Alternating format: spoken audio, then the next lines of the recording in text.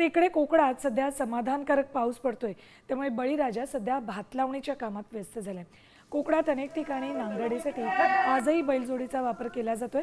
भालरी घात बळीराजा भात लावणी करतोय। भालरी हे कोकणातील शेतकऱ्यांचं पारंपरिक गाणं आहे।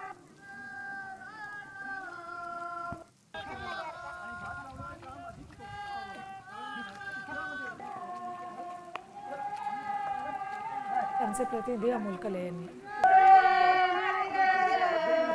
हा प्रत्येक गोष्टीत आपला आनंद शोधत असतो। सध्या शेतीची कामं सुरू आहेत आणि बळीराजा हा सध्या शेतीच्या कामामध्ये व्यस्त झालेला आहे। आपण पाहताय की सध्या ही लावणीची कामं जी आहेत ती सुरू आहेत। लावणी म्हणजेच जी भाताची रोपं असतात ती ही लावली जातात। पूर्णपणे चिखल करून नांगरणी करून ही रोपं या ठिकाणी लावली जातात। या ठिकाणी भलरी हे पारंपरिक जे गीत आहे जे शेतकऱ्याचं ते भलरी गीत या ठिकाणी गायलं जातंय। आणि या ठिकाणी आपण नांगरणी जर पाहिले तर बळीराजा जे बैलजोडी जी आहे ती देखील या ठिकाणी शेतामध्ये नांगरणी करताना पाहायला मिळते। आज शेतीमध्ये आधुनिकीकरण झालं असलं तरी अनेक ठिकाणी बैलजोडी देखील शेतामध्ये जे ती फिरवली जाते।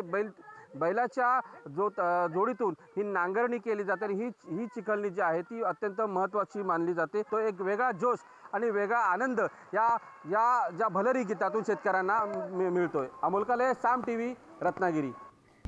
आता isakal.com आहे देशातील नंबर 1 ची मराठी न्यूज वेबसाईट। प्रत्येक अपडेटसाठी isakal.com ला नक्की भेट द्या।